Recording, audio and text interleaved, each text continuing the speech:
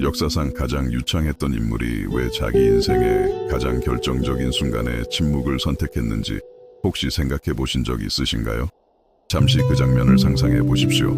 군중을 압도하는 지혜로 말씀하시고 바리새인들의 가장 까다로운 질문에도 당황스러울 만큼 단순 명쾌하게 답하시고 가장 완고한 마음마저 어루만지는 비유로 가르치셨던 예수님. 그분이 빌라도 앞에 서서 그저 침묵하셨습니다. 이는 할 말이 없어서 지킨 침묵이 아니었습니다. 두려움에 찬 침묵도 아니었습니다. 그 법정에서 외칠 수 있었던 그 어떤 말보다도 훨씬 더 깊고 훨씬 더 강력한 무언가였습니다. 저와 함께 잠시 눈을 감고 그 순간을 느껴보시겠어요? 공기는 살얼음판 같은 긴장감으로 가득했습니다. 종교 지도자들은 목청껏 비난을 퍼부었고 빌라도는 직설적인 질문을 던졌으며 밖에서는 군중이 웅성거렸습니다. 이 모든 소란의 중심에 예수님은 마치 거친 파도가 몰아치는 바다 한가운데 있는 평화의 섬처럼 고요하고 평온하게 서 계셨습니다.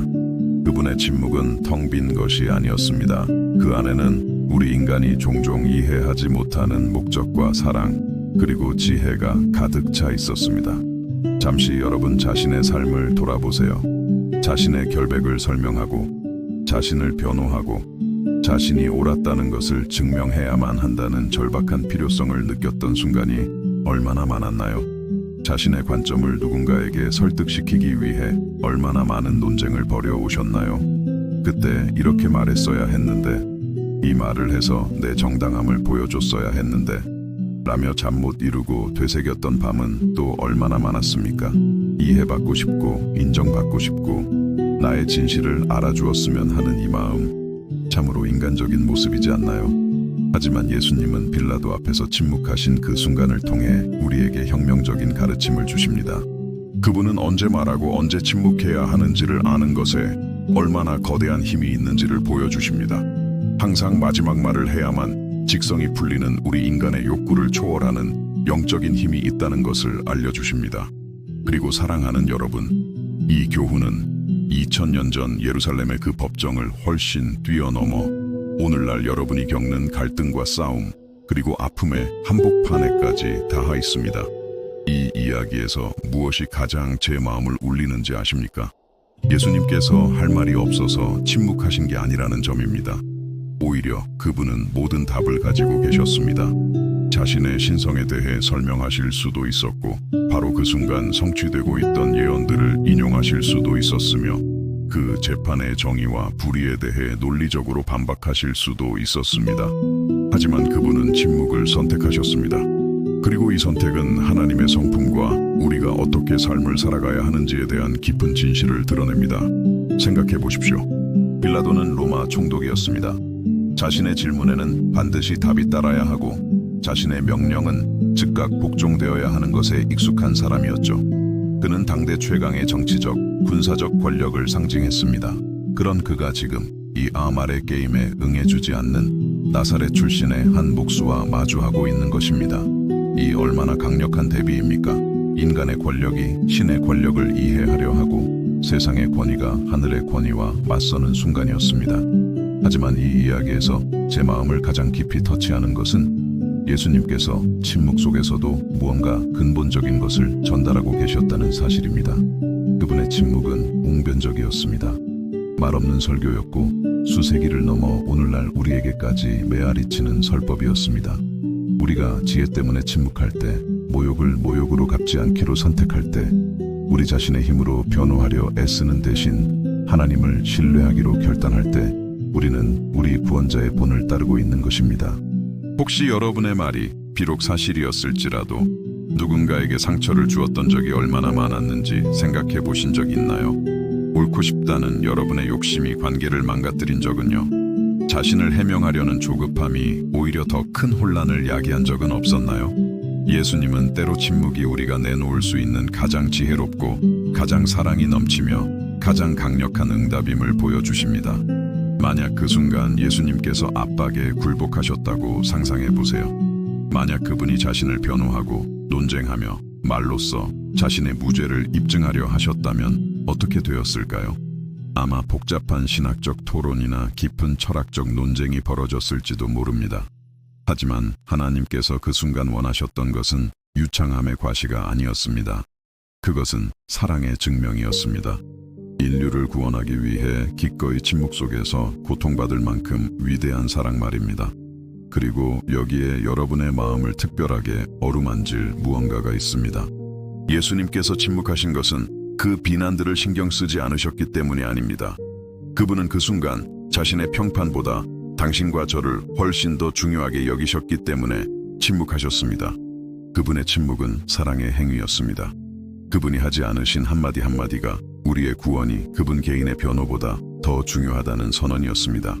이것은 우리 가정 내의 관계를 돌아보게 합니다. 우리가 만약 지혜로운 침묵의 가치를 배운다면 집안에서의 얼마나 많은 다툼을 해결할 수 있을까요? 원망으로 가득 찬 차갑고 냉담한 침묵이 아니라 사랑으로 가득 찬 침묵, 이성보다 평화를 선택하는 침묵, 따지기보다 끌어안기를 선호하는 침묵 말입니다. 예수님은 때로 우리의 가장 위대한 사랑의 표현은 그저 침묵하며 하나님께서 상대방의 마음속에서 일하시도록 내어드리는 것임을 가르치십니다. 직장에서 부당한 대우를 받거나 오해를 샀거나 과소평가된다고 느꼈던 상황을 떠올려 보세요. 우리의 첫 반응은 거의 언제나 자신을 변호하고 우리의 관점을 설명하며 우리의 능력을 증명하려는 것입니다. 하지만 만약 우리가 예수님의 본을 따른다면 어떨까요? 하나님께서 우리의 진실을 아시며 그분께서 정확한 때에 우리의 억울함을 풀어주실 능력이 충분하다는 것을 신뢰한다면요. 이것은 수동적으로 불의를 받아들이라는 의미가 아닙니다. 지혜롭게 싸움을 선택하고 하나님의 때를 신뢰하라는 의미입니다. 빌라도 앞에서의 예수님의 침묵은 또한 정체성에 대해 가르칩니다. 예수님은 말로써 자신이 누구인지 증명할 필요가 없으셨습니다. 그분의 정체성은 아버지와의 관계 속에서 확고히 세워져 있었기 때문입니다. 그분은 자신이 누구이며 어디서 왔고 어디로 가는지를 아셨습니다. 우리의 정체성이 그리스도 안에서 안전할 때, 우리가 하나님 안에서 누구인지를 알 때 우리는 다른 사람들에게 끊임없이 자신을 변호하거나 정당화할 필요가 없어집니다. 그 순간 예수님께서 보여주신 내면의 힘을 상상할 수 있으십니까? 그 심리적 압박을 생각해 보세요. 거짓 고발, 증오에 찬 시선, 십자가에 못 박으라는 외침. 그 모든 것의 한가운데에서 초자연적인 평온함을 유지하셨습니다. 이는 우리의 평화가 외부 상황에 달려있는 것이 아니라 모든 것을 주관하시는 하나님과의 연결에 달려있을 때에만 가능합니다. 그리고 여기에 오늘 여러분의 삶을 변화시킬 수 있는 무언가가 있습니다. 예수님의 침묵은 단지 인간적인 전략이 아니었습니다.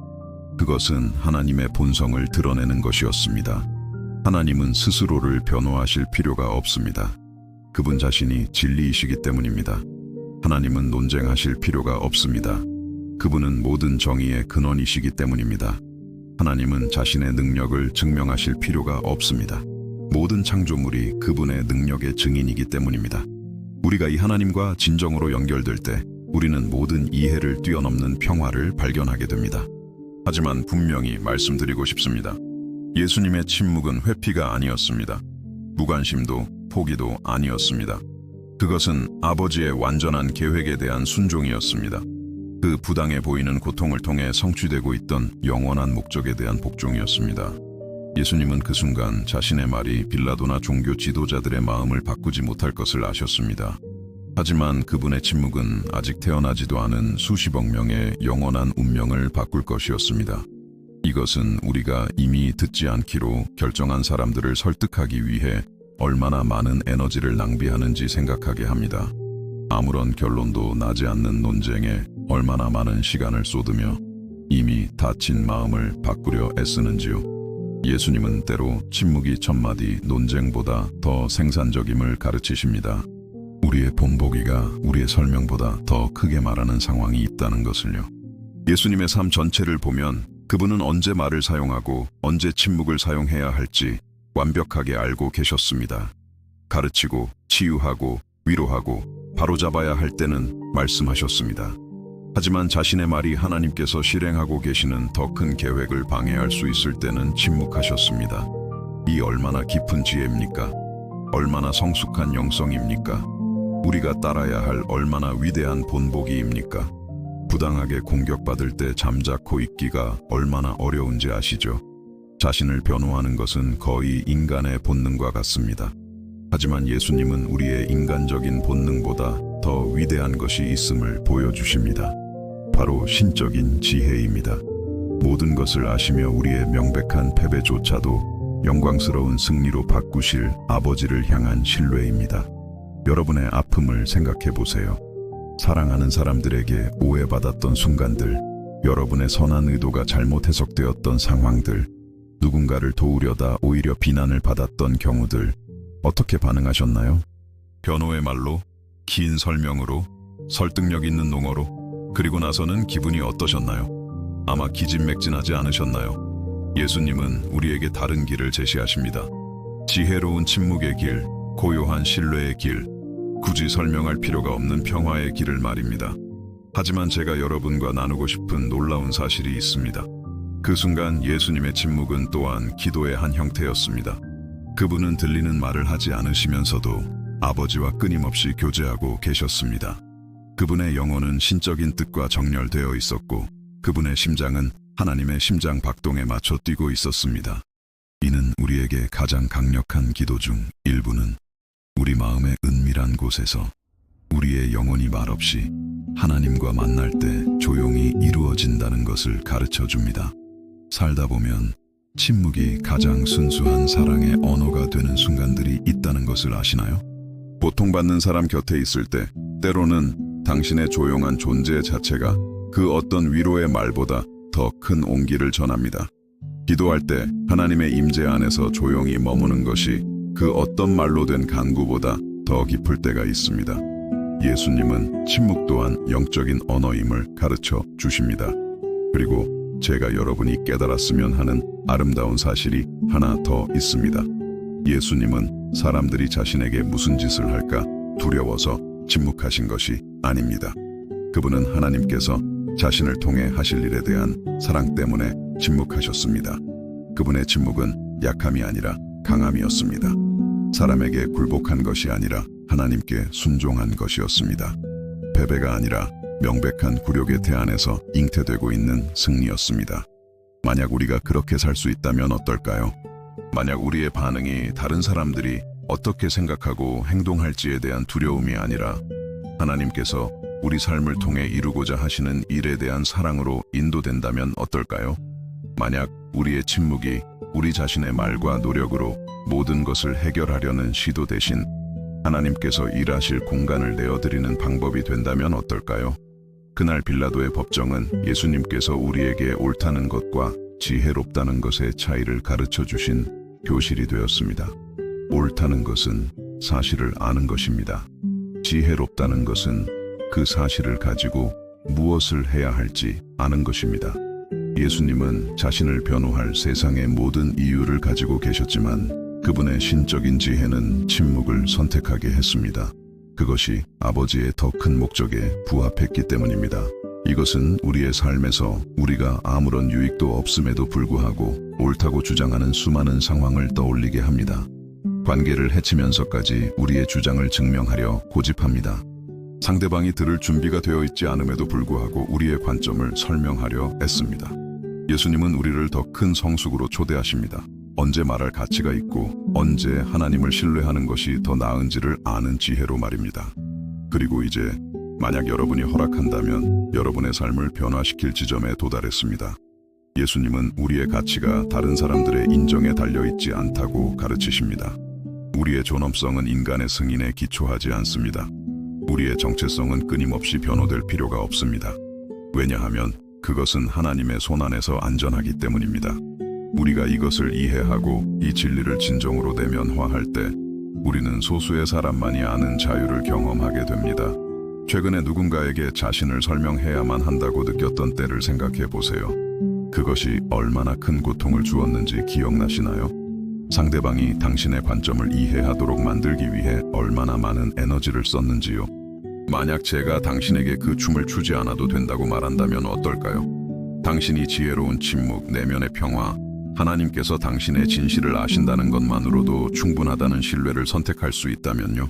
빌라도 앞에서의 예수님의 침묵은 또한 인간의 심판의 본질에 대해 드러냅니다. 빌라도는 온 우주의 심판관이신 분을 심판하려 하고 있었습니다. 종교 지도자들은 모든 정의의 근원이신 분을 고발하려 하고 있었습니다. 그리고 예수님은 무한한 지혜 속에서 이 인간적인 연극의 수준으로 자신을 낮추지 않으셨습니다.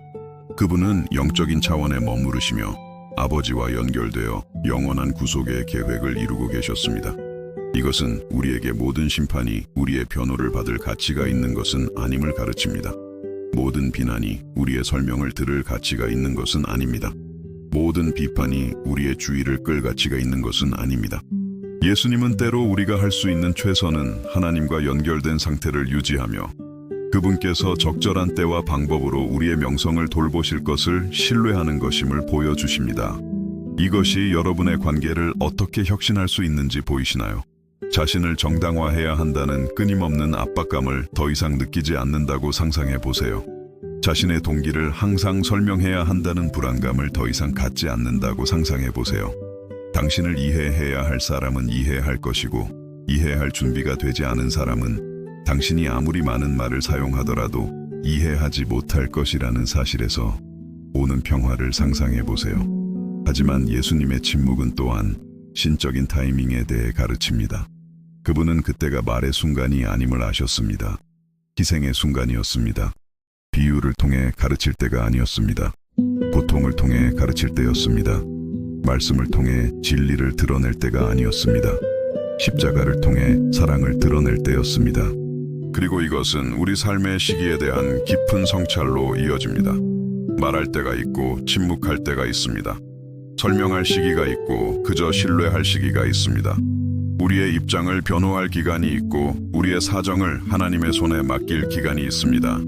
지혜는 우리가 어떤 시기를 살고 있는지 분별하는 데 있습니다. 오늘 저는 여러분이 지혜로운 침묵의 기술을 배울 때 여러분을 기다리는 비범한 평화가 있다는 것을 아셨으면 합니다. 당신에 대한 다른 사람들의 의견을 통제하려는 시도를 멈추고 당신의 삶에 대한 하나님의 통제를 신뢰하기 시작할 때 자신을 변호하는 데 에너지를 낭비하는 것을 멈추고 그 에너지를 영적으로 성장하고 하나님의 나라를 섬기는 데 투자하기 시작할 때 말입니다.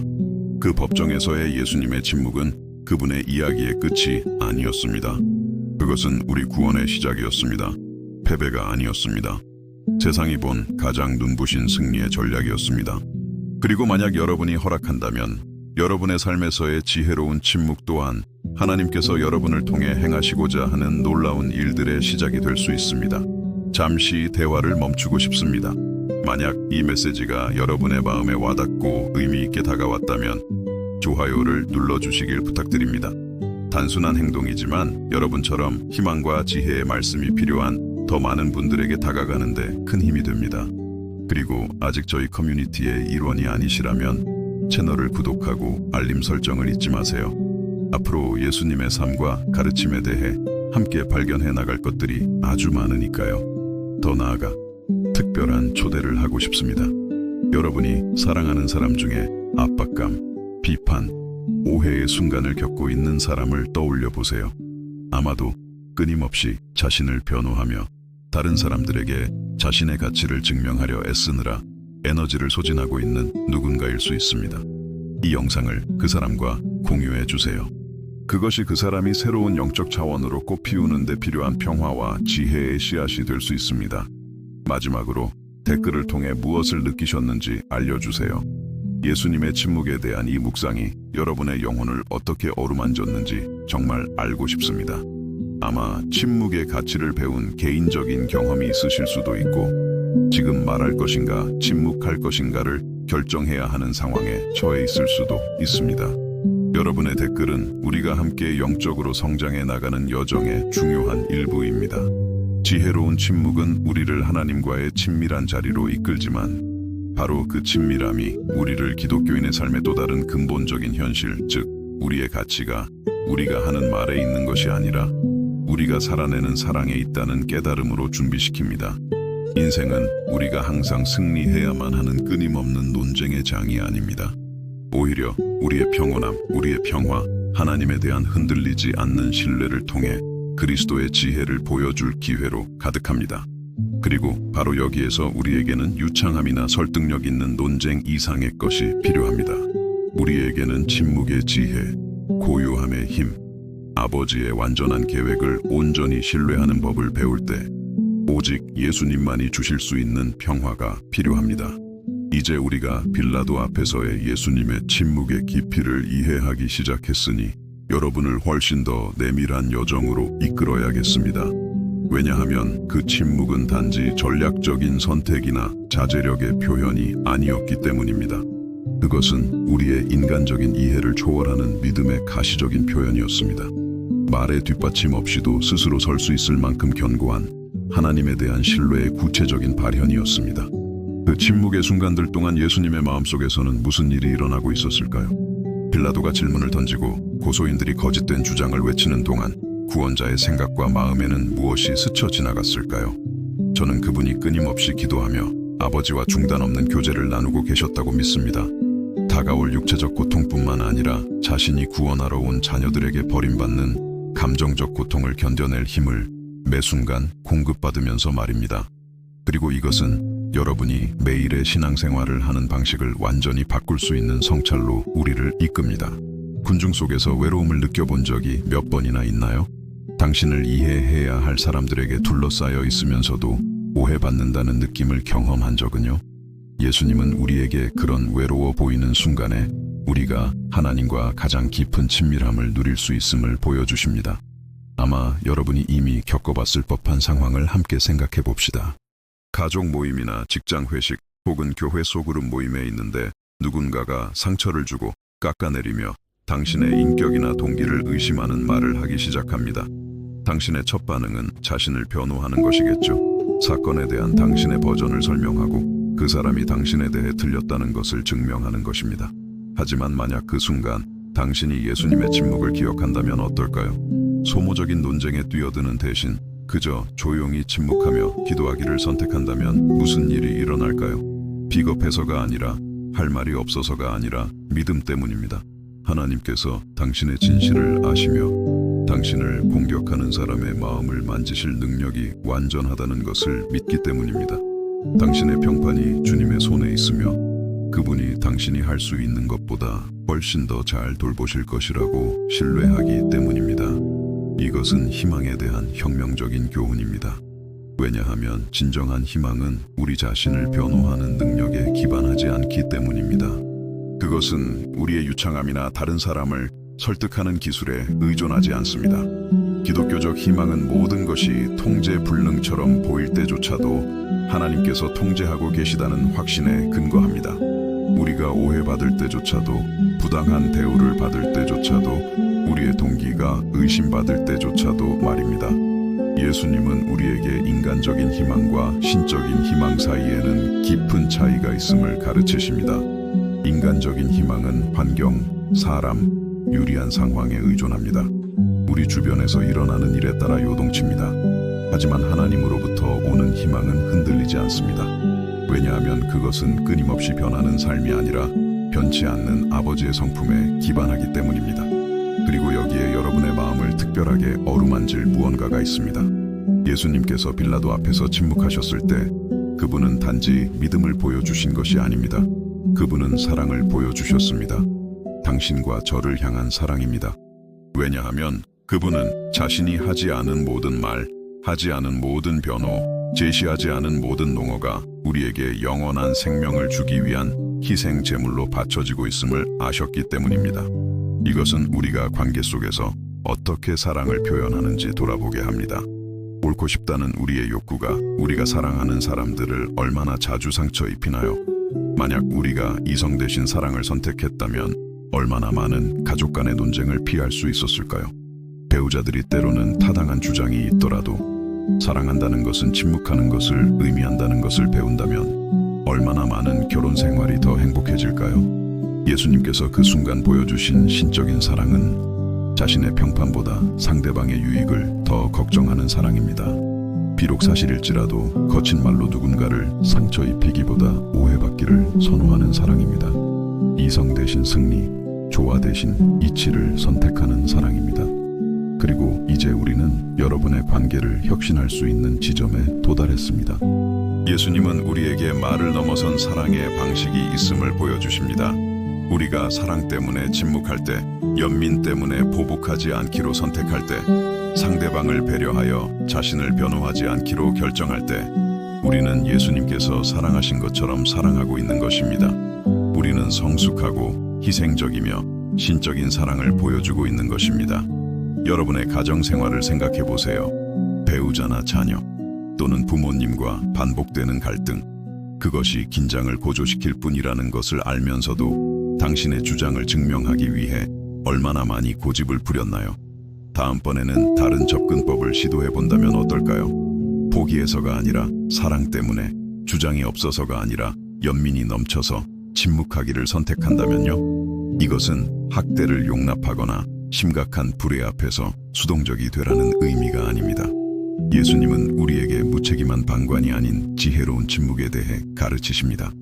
지혜 때문에 침묵하는 것과 두려움이나 태만 때문에 침묵하는 것 사이에는 근본적인 차이가 있습니다. 예수님의 침묵은 목적과 사랑, 그리고 더 큰 계획에 대한 순종으로 가득했습니다.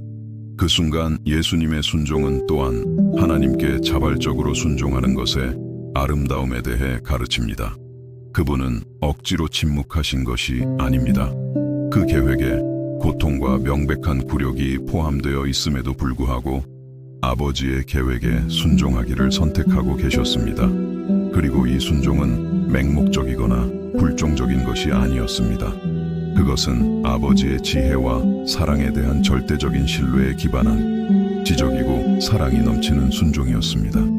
이것이 오늘날 여러분의 삶에 어떻게 적용될까요? 당신에게는 이해가 되지 않기 때문에 하나님께서 당신의 삶에 허락하신 환경에 얼마나 자주 맞서 싸우나요? 하나님의 방법이 당신의 기대와 일치하지 않기 때문에 얼마나 자주 그 방법을 의심하나요? 예수님은 우리가 하나님의 계획을 완전히 이해하지 못할 때조차도 그 계획을 신뢰하는 법을 배울 때 오는 깊은 평화가 있음을 보여주십니다. 하나님에 대한 이 신뢰는 우리 일상생활에서 매우 실질적인 방식으로 나타납니다. 직장에서 어려운 시기를 겪으며 의심받거나 과소평가될 때 당신에 대한 동료들의 의견을 통제하려 애쓰며 불안해하는 대신 하나님께서 이 상황을 당신의 성장을 위해 사용하고 계심을 신뢰하기를 선택할 수 있습니다. 재정적인 문제에 직면했을 때 자신의 힘으로 모든 것을 해결하려 절망하는 대신 신적인 공급을 신뢰하기를 선택할 수 있습니다. 예수님께서 그 순간 보여주신 창조주와의 친밀함은 또한 우리를 더 깊은 기도의 삶으로 초대합니다. 때때로 우리의 기도가 말로 가득 차 있지만 진정한 교제는 비어 있다는 것을 깨달은 적이 있나요? 우리는 올바른 말을 하고 적절한 단어를 사용하는데 너무 몰두한 나머지 기도가 무엇보다도 하나님과의 친밀한 만남이라는 것을 잊어버립니다. 예수님은 우리에게 말을 넘어선 기도의 방식이 있음을 가르치십니다. 그것은 침묵 속에서 하나님의 마음과 연결되는 마음의 기도입니다. 설명이나 정교한 간구 없이 신적인 임재 안에서 평화를 찾는 영혼의 기도입니다. 그저 아버지의 사랑 안에서 쉬는 신뢰의 기도입니다. 이것은 제 자신의 삶에서 말이 제가 느끼는 바를 표현하기에 충분하지 않았던 순간들을 떠올리게 합니다. 말로 표현할 수 없을 만큼 깊은 고통의 순간, 말이 너무 작게 느껴질 만큼 강렬한 감사의 순간, 침묵만이 유일한 적절한 응답이었던 순수한 경배의 순간들. 예수님은 하나님께서 이러한 순간들을 이해하신다는 것을 보여주십니다. 그분은 우리의 말만큼이나 우리의 침묵도 들으십니다. 그리고 제가 여러분이 발견했으면 하는 놀라운 사실이 있습니다.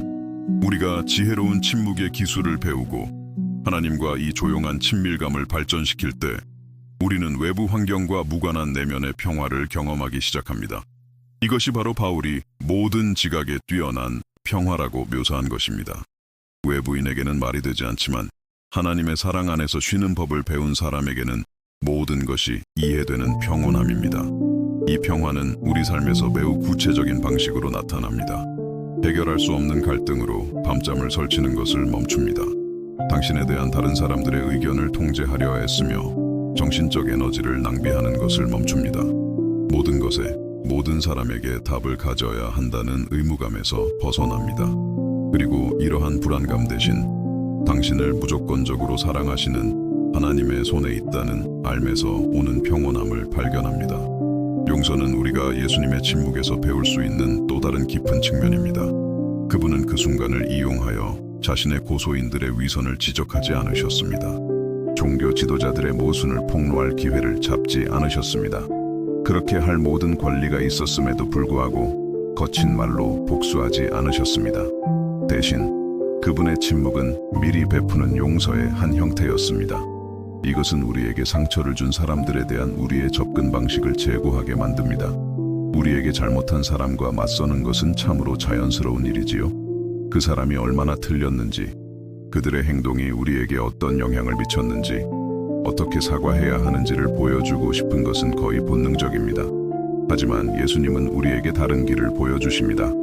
침묵하는 용서의 길, 설명할 필요가 없는 은혜의 길, 인정을 요구하지 않는 사랑의 길을 말입니다.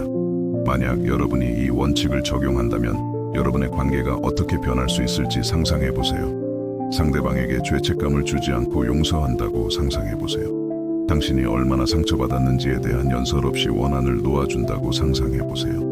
예수님께서 당신이 자격이 없을 때 당신을 사랑하기로 선택하셨듯이 상대방이 자격이 없을 때조차 사랑을 선택한다고 상상해 보세요.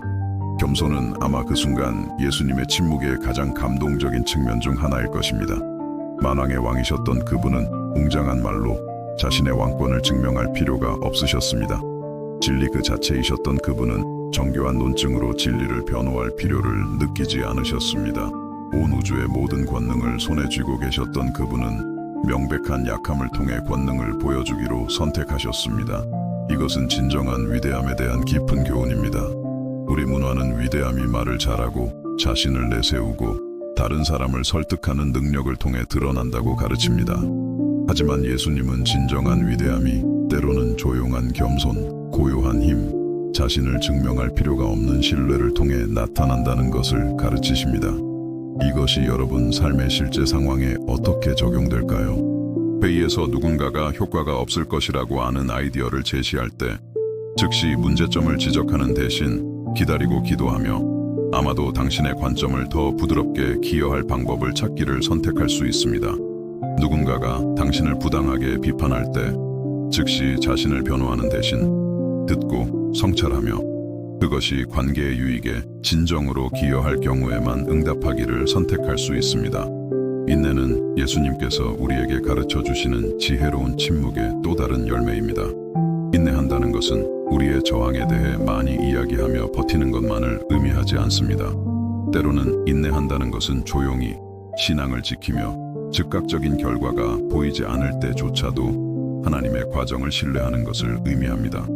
예수님은 침묵을 통해, 신뢰를 통해, 아버지의 계획에 대한 순종을 통해 인내하셨습니다.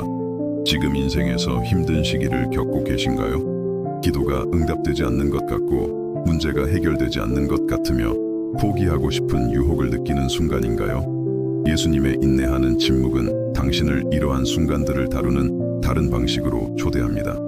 말과 자신의 노력으로 필사적으로 싸우는 대신 신뢰에 찬 침묵, 희망에 찬 고요함, 당신이 볼 수 없을 때조차도 하나님께서 일하고 계시다는 알면서 오는 평온함을 경험해 보는 것은 어떨까요? 성령의 임재 또한 우리가 침묵의 가치를 배울 때 더 뚜렷해집니다. 성령께서 우리에게 말씀하시고 인도하시고 위로하시기를 원하시지만 우리 마음이 소음으로 가득 차고 우리 말이 모든 공간을 차지하며 우리 불안이 우리 생각을 지배하기 때문에 우리가 그분의 음성을 듣지 못하는 경우가 얼마나 많을까요? 예수님은 우리에게 침묵 속에서 일어나는 성령과의 교제, 고요함 속에서 드러나는 신적인 인도가 있음을 보여주십니다. 이것은 당신의 기도 시간을 변화시킬 수 있습니다. 항상 하나님께 말씀드리는 대신 하나님을 듣는 법도 배워보는 것은 어떨까요? 항상 당신의 간구를 제시하는 대신 그분의 인도를 받기 위해 자신을 열어보는 것은 어떨까요? 항상 당신의 문제를 설명하는 대신 그분의 임재 안에서 쉬며 그분이 당신의 마음을 그분의 평화로 만지시도록 허락하는 것은 어떨까요? 그리고 이제 여러분의 영적 생활을 혁신할 수 있는 지점에 도달했습니다. 예수님은 우리에게 그 자체로 끊임없는 기도가 되는 삶의 방식이 있음을 가르치십니다. 우리 삶이 하나님의 뜻과 일치하고 우리 마음이 아버지의 마음과 조화를 이룰 때 우리의 침묵조차도 예배가 됩니다. 우리의 고요함조차도 중보가 됩니다. 우리의 평온함조차도 간증이 됩니다. 그렇게 사는 것을 상상할 수 있으십니까? 당신이 그리스도의 평화를 내면에 품는 법을 배웠기 때문에 당신의 존재만으로도 어떤 환경의 평화를 가져다주는 삶, 갈등 앞에서 당신의 고요한 반응이 복음에 변화시키는 능력에 대한 조용한 간증이 되는 삶, 적절한 순간에 침묵하는 당신의 능력이 다른 사람들도 그 신적인 지혜를 찾도록 영감을 주는 삶 말입니다. 예수님의 침묵은 또한 인내의 가치에 대해 가르칩니다. 그분은 그 상황을 해결하기 위해 서두르지 않으셨습니다. 그 법정을 떠나기 위해 조급해하지 않으셨습니다. 그분은 매 순간을 하나님의 시간, 신적인 리듬, 모든 일에는 적절한 때가 있다는 것을 신뢰하는 인내 속에서 살고 계셨습니다. 이것은 우리의 즉각적인 시대의 귀중한 교훈입니다. 우리는 모든 것을 어제 원하고 어떤 지연에도 절망하며 느림을 비효율로 해석하는 문화에 살고 있습니다. 하지만 예수님은 우리에게 기다림의 시간에 신적인 지혜가 있고 느린 과정에 아름다움이 있으며 우리가 통제하거나 가속할 수 없는 리듬에 완벽함이 있음을 보여주십니다. 이것이 당신의 실제 삶에 어떻게 적용될까요? 기도의 응답을 기다릴 때, 직업적 기회를 기다릴 때, 질병의 치유를 기다릴 때, 관계의 회복을 기다릴 때 당신은 예수님의 조용한 인내를 선택할 수 있습니다. 움직임이 보이지 않을 때조차도, 아무 일도 일어나지 않는 것처럼 보일 때조차도 하나님께서 일하고 계심을 신뢰할 수 있습니다. 연민 또한 예수님의 침묵 속에서 아름답게 드러납니다.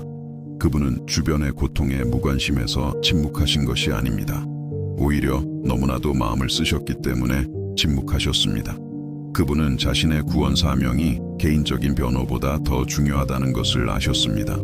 우리가 영원히 고통받지 않도록 하기 위해 고통받기를 선택하셨습니다. 이것은 우리에게 연민을 표현하는 혁명적인 방식을 가르칩니다. 때때로 우리가 할 수 있는 가장 연민 어린 일은 말로 해결하려 애쓰는 대신 조용히 상황의 고통을 흡수하는 것입니다. 때때로 가장 위대한 사랑의 표현은 상대방이 우리를 이해하도록 강요하는 대신 그들의 오해를 조용히 견디는 것입니다. 당신의 삶에서 힘든 시기를 겪고 있는 사람을 생각해 보세요. 아마도 그 사람은 자신의 좌절, 고통, 분노를 당신에게 쏟아내고 있을지도 모릅니다. 당신의 첫 반응은 자신을 변호하고 당신이 그 사람의 문제에 책임이 없다고 설명하며 그 사람이 당신에게 부당하게 대하고 있음을 보여주는 것일 수 있습니다. 하지만 만약 당신이 조용한 연민의 길을 선택한다면 어떨까요? 고통을 되돌려주는 대신 그 고통의 일부를 흡수하기로 결정한다면요. 그것이 그리스도의 사랑을 모방하는 방식이 아닐까요? 이러한 성찰이 여러분의 마음에 와닿고 있나요? 여러분의 영혼이 예수님의 지혜로운 침묵에 대한 이 이해 속에서 평화를 찾고 있나요? 이 메시지가 여러분에게 의미 있게 다가온다면 좋아요를 눌러 이 희망의 말씀으로 더 많은 사람들에게 다가갈 수 있도록 도와주세요. 그리고 신뢰의 찬 침묵에 변화시키는 힘을 발견해야 할 누군가와 공유해 주세요.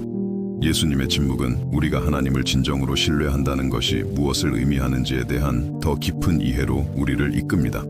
그것은 단지 그분이 존재하시거나 선하시다고 믿는 것이 아닙니다. 그것은 그 통제가 우리가 이해하지 못하는 방식으로 나타날 때조차도 우리 삶에 대한 그분의 통제에 완전히 쉬는 것입니다. 우리의 성공뿐만 아니라 우리의 변호, 우리의 권리, 이해받고 싶은 우리의 필요까지도 내어드리는 것입니다. 그리고 우리가 그렇게 할 때 우리는 소수의 사람들만이 경험하는 기독교인의 삶의 차원을 발견하게 됩니다. 즉, 다른 사람들이 우리에 대해 어떻게 생각하거나 말하는지와 상관없이 하나님 안에서 우리가 누구인지를 자유롭게 사는 것입니다. 이제 저는 여러분을 더 깊은 곳, 우리가 예수님의 침묵에 대해 발견하고 있는 진실들이 우리의 가장 내밀한 상처, 가장 비밀스러운 두려움, 가장 조용한 싸움과 만나는 곳으로 데려가야 합니다. 왜냐하면 우리가 평화로울 때 지혜와 평온함에 대해 말하기는 쉽지만 삶이 우리를 궁지로 몰아넣을 때는 어떨까요? 설명할 수 없는 고통, 출구가 없어 보이는 상황, 심지어 우리의 믿음조차 흔들리는 것처럼 보이는 순간들과 마주할 때는요. 바로 그런 순간에 빌라도 앞에서의 예수님의 침묵은 훨씬 더 강력하고 위로가 되는 차원을 갖게 됩니다. 왜냐하면 예수님은 단지 힘든 순간을 겪고 계셨던 것이 아니기 때문입니다. 그분은 인류 역사상 가장 큰 불의의 진원지에 계셨습니다. 자신이 저지르지 않은 범죄로 고소당하고 자신이 창조한 사람들에게 재판받고 구원하러 온 자녀들에게 버림받고 계셨습니다. 그럼에도 불구하고 그 파괴적인 감정의 폭풍우 속에서도 그분은 오직 초자연적인 근원에서만 올 수 있는 평온함을 유지하셨습니다. 당신이 하지 않은 일로 재판받는 것처럼 느껴본 적이 있나요? 가장 사랑하는 사람들에게 오해받는 그 괴로운 느낌을 경험한 적이 있나요? 당신의 선한 의도가 완전히 잘못 해석되고 당신의 관대함이 이기심으로 비치고 당신의 도움이 간섭으로 받아들여진 순간들을 겪어본 적이 있나요? 만약 당신이 이런 경험을 해보셨다면 당신은 예수님께서 그 법정에서 느끼셨던 것의 작은 일부를 이해하는 것입니다. 하지만 저를 깊이 감동시키고 위로하는 것은 이것입니다. 예수님은 감정적 고통의 면역이 아니셨습니다. 그분은 경멸의 모든 시선, 비난의 모든 말, 증오의 모든 외침을 느끼셨습니다. 차이점은 그분이 그 고통을 우리가 아직 배우고 있는 방식으로 처리하는 법을 배우셨다는 것입니다. 그분은 아버지와 너무나 깊은 친밀감을 발전시켜서 허리케인 한가운데에서도 힘과 평화를 찾을 수 있으셨습니다. 잠시 당신 자신의 감정적인 폭풍우를 생각해 보세요. 오해받고 거절당하고 부당하게 판단받는다고 느끼는 그 순간들. 우리의 자연스러운 반응은 거의 항상 같습니다. 우리는 우리의 진실을 외치고 싶고 사람들이 이해하게 만들고 싶고 우리의 무죄나 선한 의도를 증명하고 싶어 합니다. 그리고 이것이 통하지 않을 때, 사람들이 계속해서 우리를 오해할 때 우리는 절망, 불안, 때로는 우울에 빠집니다. 예수님은 우리에게 다른 길을 보여주십니다. 쉬운 길은 아니지만 가능한 길입니다. 우리가 오해받을 때조차도 평화를 찾을 수 있고 거절당할 때조차도 힘을 얻을 수 있으며 모든 사람이 우리를 반대하는 것처럼 보일 때조차도 희망을 가질 수 있는 길입니다. 하지만 이 길은 우리에게 무언가를 요구합니다. 우리의 정체성과 가치를 다른 사람들의 의견이 아닌 우리에 대한 하나님의 의견에서 찾는 법을 배우기를 요구합니다. 이것은 단지 강단에서 설교되는 아름다운 개념이 아닙니다. 이것은 당신이 삶의 갈등을 다루는 방식을 완전히 변화시킬 수 있는 실제적인 진리입니다. 당신의 가치가 인간의 인정에 달려있지 않다는 것을 진정으로 이해하고 내면화할 때 다른 사람들이 당신에 대해 어떻게 생각하든 하나님께서 당신을 사랑하신다는 것을 진정으로 믿을 때 당신의 내면에서 강력한 무언가가 일어납니다. 당신은 대부분의 사람들이 결코 경험하지 못하는 자유를 발견하게 됩니다. 하지만 솔직히 말씀드리자면 이 과정은 하룻밤 사이에 일어나지 않습니다. 그것은 종종 밝은 정상에 도달하기 전에 어두운 골짜기를 통과하는 내면 치유의 여정입니다. 예수님 자신도 이 골짜기를 통과하셨습니다. 그분은 거절, 오해, 그리고 십자가 위에서의 마지막 순간에 아버지에게서조차 버림받았다고 느끼는 깊은 외로움을 경험하셨습니다. 그리고 여기에 당신의 마음을 특별하게 어루만질 수 있는 무언가가 있습니다. 예수님께서 이 고통을 겪기로 선택하신 것은 그분이 그래야만 했기 때문이 아니라 우리도 비슷한 고통을 겪어야 할 것을 아셨기 때문입니다. 그리고 그분은 우리가 믿음을 잃지 않고 희망을 잃지 않고 사랑할 능력을 잃지 않고 그 어두운 골짜기를 건널 수 있다는 것을 보여주고 싶으셨습니다. 잠시 두려움에 대해 이야기해 봅시다. 왜냐하면 두려움은 존재하는 가장 마비시키는 감정 중 하나이기 때문입니다. 거절당할 것에 대한 두려움, 오해받을 것에 대한 두려움, 버림받을 것에 대한 두려움, 충분히 좋지 않을 것에 대한 두려움. 이러한 두려움은 우리가 침묵해야 할 때 말하게 만들고 신뢰해야 할 때 자신을 변호하게 만들며 하나님의 손에 맡겨야 할 상황을 통제하려 하게 만듭니다. 예수님은 빌라도 앞에서의 침묵 속에서 이러한 두려움에서 자유롭게 사는 것이 어떤 것인지를 보여주십니다. 그분이 그것들을 느끼지 않으셨기 때문이 아니라 기도, 아버지와의 교제, 신적인 사랑에 대한 절대적인 신뢰를 통해 그것들을 처리하는 법을 배우셨기 때문입니다. 그분은 모든 사람이 자신을 거절하더라도 아버지는 자신을 사랑하신다는 것을 아셨습니다. 모든 사람이 자신을 버리더라도 하나님은 자신과 함께 계실 것이라는 것을 아셨습니다. 모든 사람이 자신을 정죄하더라도 자신에 대한 아버지의 의견은 변하지 않을 것이라는 것을 아셨습니다. 만약 당신이 이와 같은 확신을 가지고 산다면 당신의 삶이 어떻게 달라질지 상상해 보세요. 하나님께서 당신의 진정한 의도를 아시기 때문에 더 이상 오해받는 것을 두려워하지 않는다고 상상해 보세요. 진정으로 중요한 의견은 이미 하나님의 마음에 정해져 있다는 것을 알기 때문에 다른 사람들이 어떻게 생각할지에 대한 불안이 더 이상 없다고 상상해 보세요. 창조주의 눈에 비친 당신의 가치가 무엇인지 이미 알기 때문에 누구에게도 당신의 가치를 증명할 필요가 더 이상 없다고 상상해 보세요. 하지만 이 변화는 제가 건강한 분리라고 부르는 과정을 거칩니다. 사람들에게 무감각해지거나 무관심해지는 것이 아닙니다. 행복하기 위해 그들의 승인에 의존하지 않으면서 사람들을 아끼는 법을 배우는 것입니다. 보답받을 필요 없이 사랑하는 것입니다. 인정받을 기대 없이 섬기는 것입니다. 받을 것을 기대하지 않고 주는 것입니다. 이 건강한 분리가 바로 예수님께서 빌라도 앞에서 침묵하실 수 있게 한 것입니다. 그분은 이해받고 싶은 필요, 승인받고 싶은 절박함, 자신의 버전의 사실이 받아들여지기를 바라는 불안감에 얽매여 있지 않으셨습니다. 그분은 주위 사람들의 반응과 상관없이 그저 자신이 누구인지를 자유롭게 존재할 수 있으셨습니다. 그리고 여기에 놀라운 것이 있습니다. 당신이 이 건강한 분리를 발전시키고 이 내면의 자유를 발견할 때 당신은 덜 사랑하게 되는 것이 아닙니다. 당신은 더 사랑하게 됩니다.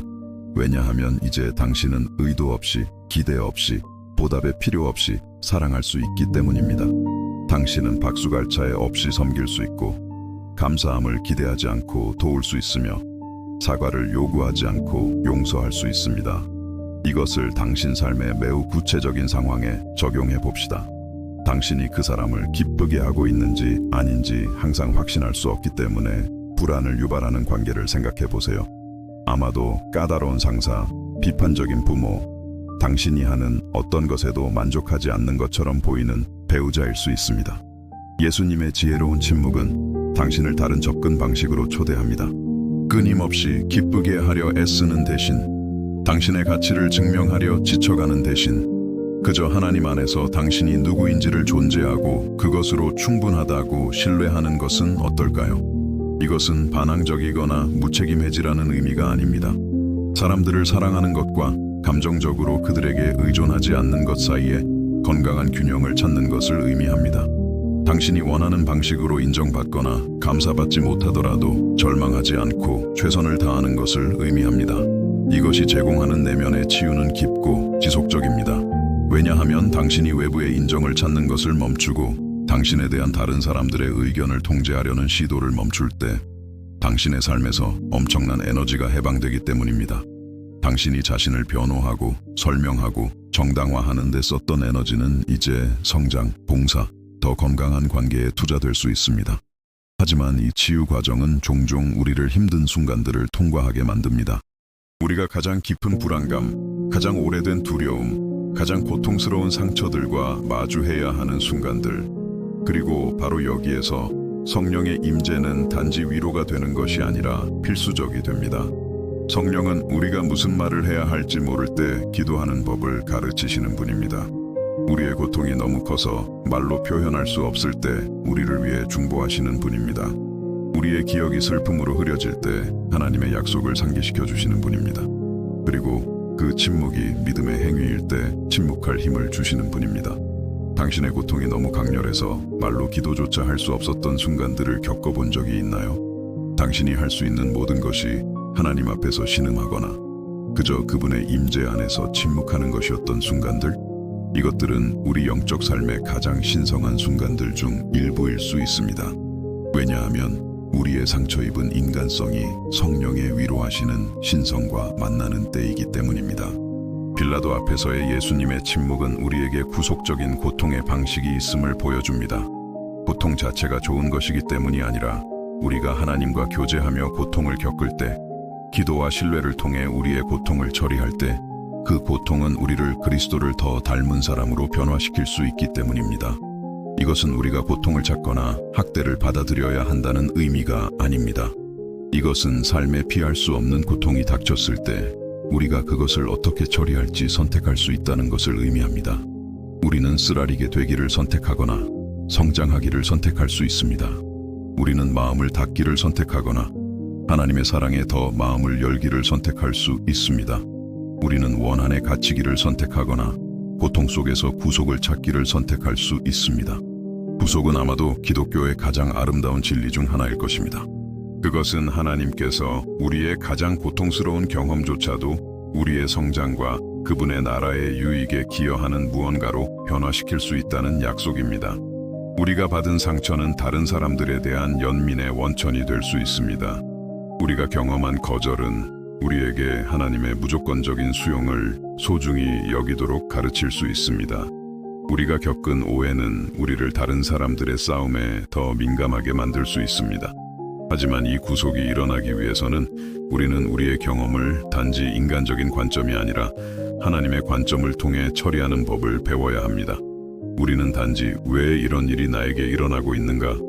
라고 묻는 것뿐만 아니라 하나님께서 이것을 통해 나에게 무엇을 가르치고 싶어 하시는가? 그리고 이 경험을 통해 어떻게 성장할 수 있는가?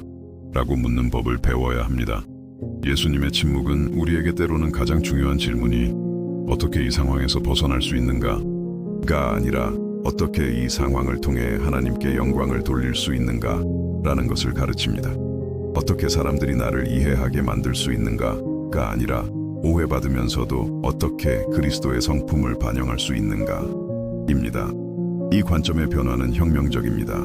그것은 당신을 환경의 희생자에서 하나님의 계획에 적극적인 참여자로 변화시킵니다. 그것은 당신에게 가장 어려운 상황 속에서도 목적을 찾고 가장 고통스러운 경험 속에서도 성장을 찾을 힘을 줍니다. 잠시 외로움에 대해 이야기해 봅시다. 왜냐하면 그것은 가장 보편적인 인간 경험 중 하나이면서도 견디기 가장 어려운 것 중 하나이기 때문입니다. 예수님은 깊은 외로움을 경험하셨습니다. 제자들은 그분을 버렸고 그분의 말씀은 왜곡되었으며 그분의 의도는 의심받았습니다. 그리고 빌라도 앞에서의 침묵 속에서 그분은 인간적으로 홀로 계셨습니다. 하지만 여기에 비범한 것이 있습니다. 예수님은 우리에게 버림받았다고 느끼지 않으면서 혼자 있을 수 있다는 것을 보여주십니다.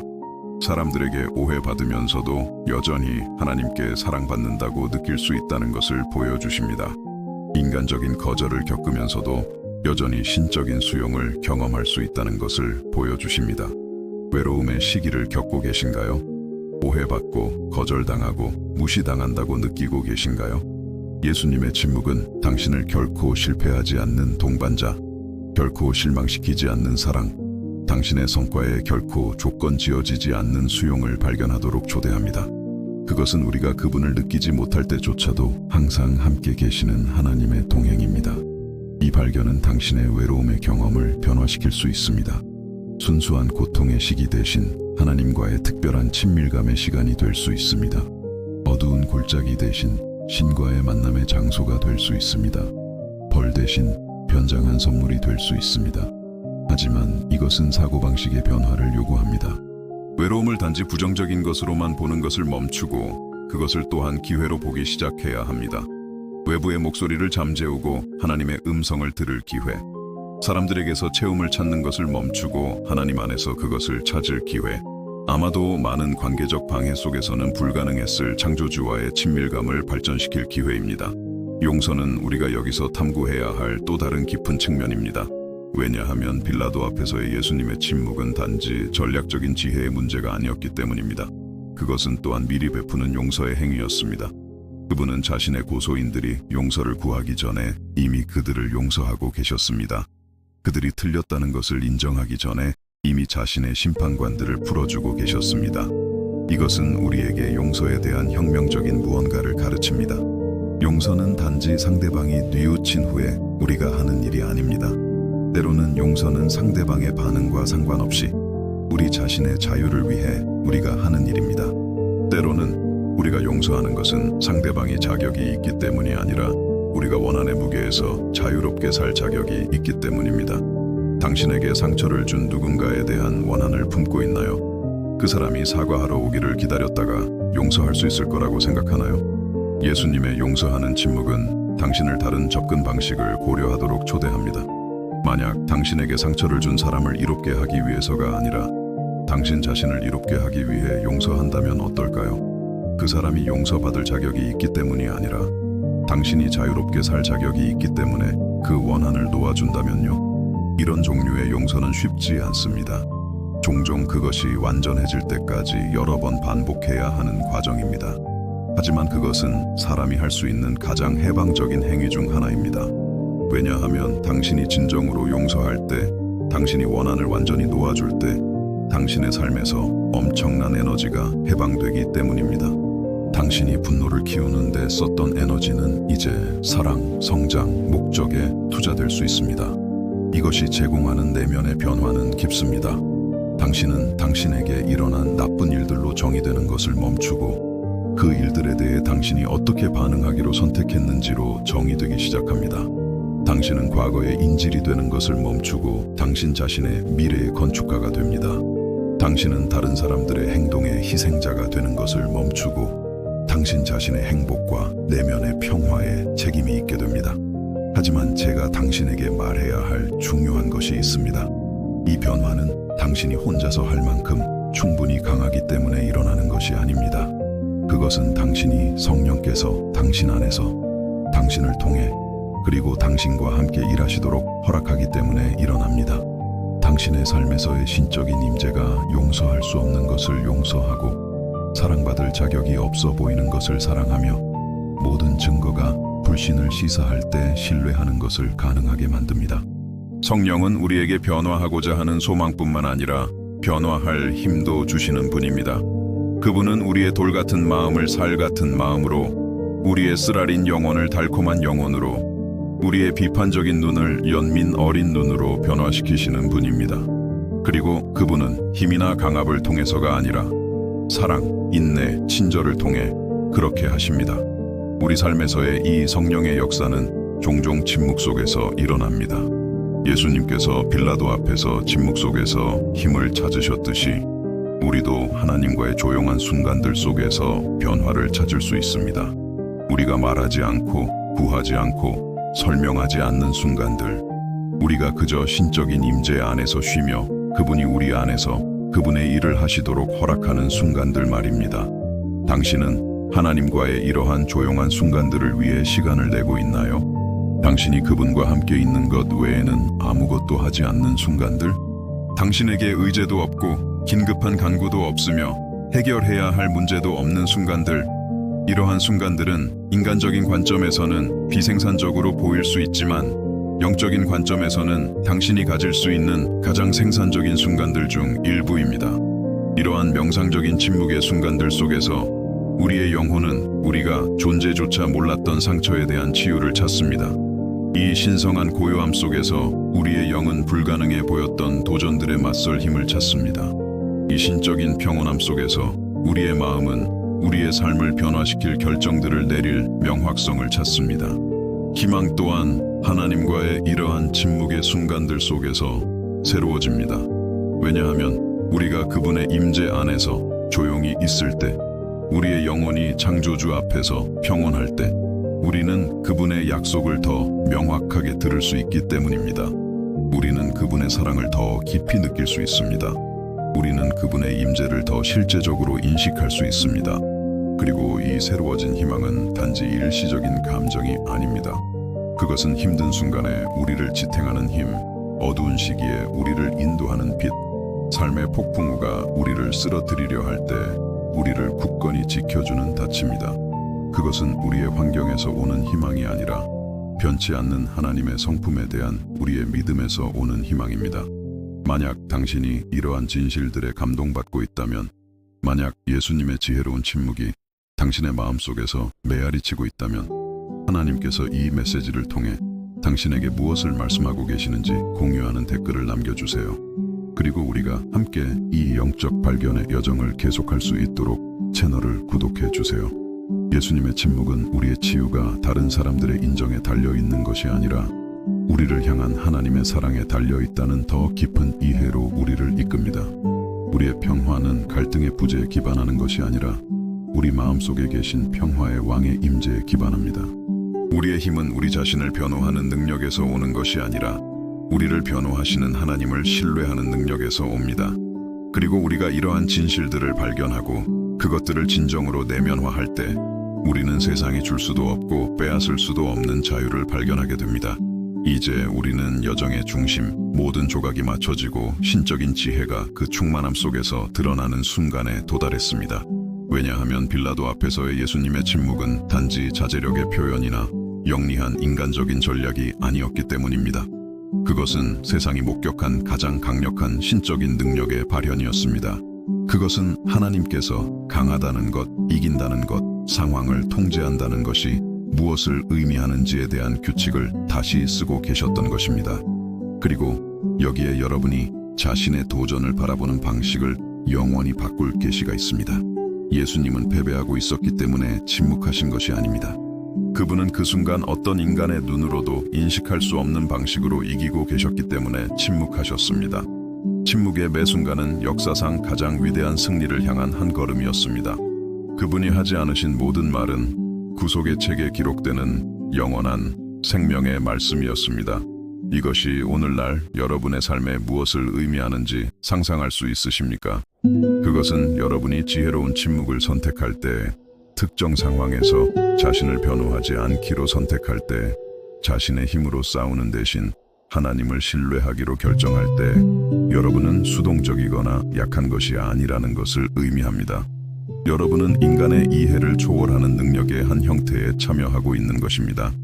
여러분은 우리의 제한된 마음으로는 완전히 이해할 수 없는 방식으로 하나님께서 일하시는 영적인 차원에 접근하고 있는 것입니다. 잠시 여러분이 옳다는 것을 증명하지 못했기 때문에 패배했다고 느꼈던 모든 순간을 생각해 보세요. 상대방을 당신의 관점으로 설득하지 못했기 때문에 기분 나쁘게 논쟁을 마쳤던 모든 경우들, 더 많이 말하고 더 잘 논쟁하고 더 힘차게 자신을 변호했어야 했는지 자문했던 모든 순간들. 예수님의 승리하는 침묵은 여러분을 이러한 경험들을 재해석하도록 초대합니다. 만약 제가 여러분의 명백한 패배 중 일부가 실제로는 여러분의 가장 위대한 영적 승리였다고 말한다면 어떨까요? 만약 여러분이 타당한 주장이 있었음에도 불구하고 침묵하기로 선택했던 그 순간이 여러분이 상상조차 할 수 없는 축복을 풀어놓은 하나님께 대한 순종의 순간이었다면요? 만약 여러분이 자신을 변호하지 않았기 때문에 굴욕감을 느꼈던 그 상황이 실제로는 하나님께서 여러분에게 제공하고 계셨던 영적 성장의 기회였다면요? 이것이 예수님께서 세상에 가져오신 혁명입니다. 그분은 인간의 눈에는 승리로 보이지 않는 승리의 방식이 있음을 보여주셨습니다. 지배에 기반하지 않는 리더십의 방식이 있습니다. 말이나 공격적인 행동을 통해 자신을 강요할 필요가 없는 능력의 방식이 있습니다. 그것은 사랑의 힘, 겸손의 힘, 하나님에 대한 절대적인 신뢰의 힘입니다. 그리고 여기에 여러분의 마음을 희망으로 가득 채울 무언가가 있습니다. 여러분은 이와 동일한 능력에 접근할 수 있습니다. 여러분이 특별하거나 다른 사람들과 다르기 때문이 아니라 예수님 안에 거하셨던 바로 그 성령이 여러분 안에 거하시기 때문입니다. 예수님께서 빌라도 앞에서 평온함을 유지하게 하셨던 바로 그 힘의 원천이 여러분의 압박감, 갈등, 오해의 순간에 여러분에게도 가능합니다. 하지만 어떻게 이 힘에 접근할 수 있을까요? 침묵이 능력이 되고 명백한 약함이 힘이 되며 겸손이 위대함이 되는 이 영적인 차원에서 어떻게 살 수 있을까요? 그 답은 하나님과의 친밀함에 있습니다. 예수님께서 침묵하실 수 있었던 것은 그분이 아버지와 끊임없이 교제하고 계셨기 때문입니다. 그분께서 불의를 견딜 수 있었던 것은 그분이 완벽한 사랑의 계획을 이루고 계심을 아셨기 때문입니다. 이것은 여러분이 깊은 기도의 삶을 발전시킬 때, 하나님의 임재 안에서 정기적인 침묵의 순간을 가꿀 때, 여러분의 마음속에서 성령의 음성을 듣는 법을 배울 때, 여러분 또한 이와 동일한 능력을 발전시킨다는 것을 의미합니다. 여러분 또한 이와 동일한 초자연적인 평화를 발견합니다. 여러분 또한 이와 동일한 흔들리지 않는 신뢰를 경험합니다. 그리고 놀라운 사실을 하나 말씀드리겠습니다. 하나님은 여러분이 완벽해지기를 기다렸다가 여러분의 삶을 통해 일하기 시작하시는 것이 아닙니다. 그분은 여러분이 모든 답을 가지고 있거나 다시는 실수를 저지르지 않기를 기다리고 계시는 것이 아닙니다. 그분이 기다리고 계시는 것은 여러분이 여러분의 싸움을 그분의 손에 맡길 만큼 그분을 신뢰하는 것입니다. 그분이 침묵할 때라고 말씀하실 때 침묵할 만큼 그분을 믿는 것입니다. 여러분이 이해받기 위해 애쓰고 있는 여러분 삶의 구체적인 상황들을 생각해 보세요. 항상 자신을 설명해야 할 필요성을 느끼는 그 복잡한 가족 관계, 과소평가되거나 오해받는다고 느끼는 직장 상황, 당신이 옳다는 것을 알지만 아무도 듣고 싶어 하지 않는 교회 내의 그 갈등, 예수님의 승리하는 침묵은 여러분을 완전히 새로운 접근 방식으로 초대합니다. 사람들을 설득하려 에너지를 낭비하는 대신 그 에너지를 하나님의 얼굴을 구하는 데 투자하는 것은 어떨까요? 당신의 가치를 증명하려 지쳐가는 대신 하나님께서 이미 당신 안에 두신 가치 안에서 쉬는 것은 어떨까요? 당신에 대한 다른 사람들의 의견을 통제하려 애쓰는 대신 진정으로 중요한 그분의 의견을 기쁘게 하는 데 집중하는 것은 어떨까요? 이 초점의 변화는 여러분이 상상조차 할 수 없는 방식으로 해방적입니다. 왜냐하면 여러분이 자신에 대해 좋게 느끼기 위해 인간의 승인에 의존하는 것을 멈출 때, 내면의 평화를 갖기 위해 외부의 인정을 필요로 하는 것을 멈출 때 여러분의 삶에서 엄청난 에너지가 해방되기 때문입니다. 여러분이 자신을 변호하는 데 썼던 에너지는 이제 섬기는 데 투자될 수 있습니다. 여러분이 사람들을 설득하는 데 낭비했던 에너지는 이제 영적으로 성장하는 데 집중될 수 있습니다. 그리고 여기에 여러분의 마음을 깊이 어루만질 무언가가 있습니다. 여러분이 이런 방식으로 살 때 여러분이 사람들에게서가 아니라 하나님 안에서 여러분의 정체성과 안전을 찾을 때 여러분은 함께 지내기 훨씬 더 쉬운 사람이 됩니다. 왜냐하면 여러분은 더 이상 항상 방어적이지 않기 때문입니다. 여러분은 더 이상 모든 말을 개인적인 공격으로 해석하지 않습니다. 여러분은 더 이상 모든 비판이나 제안에 공격적으로 반응하지 않습니다. 이것은 여러분의 관계를 비범한 방식으로 변화시킵니다. 여러분이 더 이상 모든 논쟁에서 이기려 하지 않기 때문에 여러분의 결혼 생활이 개선됩니다. 여러분이 더 이상 좋은 아버지나 좋은 어머니라는 것을 증명하는 데 신경 쓰지 않기 때문에 여러분의 자녀와의 관계가 깊어집니다. 여러분이 더 이상 다른 사람들을 기쁘게 하기 위해 당신이 아닌 척하지 않기 때문에 여러분의 우정이 더 진실해집니다. 예수님의 승리하는 침묵은 또한 우리에게 하나님의 타이밍에 대한 깊은 무언가를 드러냅니다. 예수님은 하나님께서 더 큰 계획을 실행하고 계셨기 때문에 그때가 말로 자신을 변호할 때가 아니라는 것을 아셨습니다. 그 재판의 매 순간, 모든 거짓 고발, 모든 명백한 굴욕의 순간이 완벽한 구속 계획의 성취에 기여하고 있었습니다. 이것은 여러분이 힘든 순간을 겪고 있을 때, 이해되지 않는 상황에 직면했을 때, 불공평해 보이는 환경 속에서 살고 있을 때, 하나님께서 이 모든 것을 여러분이 아직 볼 수 없는 더 큰 목적을 위해 사용하고 계실 수 있다는 것을 의미합니다. 여러분의 명백한 패배는 하나님에 의해 여러분의 가장 위대한 승리가 되도록 조율되고 있을 수 있습니다. 여러분이 고통의 한가운데 있을 때, 오해받고 있을 때, 부당한 비판에 직면했을 때 이것을 받아들이기 어렵다는 것을 압니다. 하지만 여기에 여러분의 관점을 변화시킬 수 있는 진실이 있습니다. 하나님은 가장 부정적인 상황조차도 축복으로 변화시키는 초자연적인 능력을 가지고 계십니다. 그분은 여러분의 적들조차도 여러분을 승진시키기 위해 사용하실 수 있습니다. 그분은 여러분의 상처조차도 다른 사람들을 위한 치유의 원천으로 변화시키실 수 있습니다. 예수님의 이야기는 이것에 살아있는 증거입니다. 그분의 가장 큰 패배처럼 보였던 것, 십자가 처형, 이 인류의 가장 위대한 승리가 되었습니다. 그분의 가장 깊은 굴욕처럼 보였던 것이 그분의 가장 위대한 영광의 원천이 되었습니다. 그분의 사명의 끝처럼 보였던 것이 그분의 목적의 완벽한 성취가 되었습니다. 그리고 하나님은 여러분의 삶에서도 똑같은 일을 하기를 원하십니다. 그분은 여러분의 가장 고통스러운 경험들을 가져다가 강력한 간증으로 변화시키기를 원하십니다. 그분은 여러분의 상처를 사용하여 다른 사람들에게 치유를 가져오기를 원하십니다. 그분은 여러분의 고통의 이야기를 다른 사람들도 그분을 신뢰하도록 영감을 주는 구속의 이야기로 변화시키기를 원하십니다. 하지만 이것이 일어나기 위해서는 여러분은 그 과정을 신뢰해야 합니다. 여러분은 그분의 손길을 볼 수 없을 때조차도 하나님께서 일하고 계심을 믿어야 합니다. 여러분은 환경이 절망을 시사할 때조차도 믿음을 가져야 합니다. 여러분은 주위의 모든 것이 통제불능처럼 보일 때조차도 하나님의 사랑 안에서 쉬어야 합니다. 예수님께서 그 법정에서 보여주신 신적인 계획에 대한 신뢰는 오늘날 여러분에게도 가능한 신뢰입니다. 그것은 맹목적이거나 순진한 신뢰가 아닙니다. 그것은 하나님의 성품에 대한 알매 기반한 신뢰입니다. 그것은 환경이 나쁠 때조차도 하나님은 선하시다는 확신에 근거한 신뢰입니다. 그것은 사람들이 당신을 거절할 때조차도 하나님은 당신을 사랑하신다는 진리에 뿌리박은 신뢰입니다. 이 신뢰는 하나님과의 친밀함을 통해 발전합니다. 하나님을 더 많이 알수록 그분을 더 많이 신뢰하게 됩니다. 그분의 사랑을 더 많이 경험할수록 그 사랑 안에서 더 많이 쉬게 됩니다. 당신의 삶에서 그분의 신실하심을 더 많이 볼수록 미래에도 그 신실하심에 더 의지하게 됩니다. 그리고 여기에 여러분의 기도 생활을 혁신할 수 있는 무언가가 있습니다. 여러분은 항상 하나님께 무언가를 구할 필요가 없습니다.